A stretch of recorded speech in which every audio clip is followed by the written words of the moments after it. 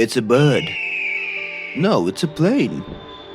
It's the tallest motherfucking roller coaster to exist. This kraken of a roller coaster at Six Flags Great Adventure in Jackson, New Jersey bolts up 456 feet high in the air. In simpler terms, that is up 45 fucking stories. The king the car does not mess around. This thing goes from 0 to 128 miles per hour in just 3.5 seconds. If you didn't know any better, that is faster than a speeding bullet. I've seen tough guys turn into squealing kids on this bad boy. Has a roller coaster ever made you shit your pants like this? Well,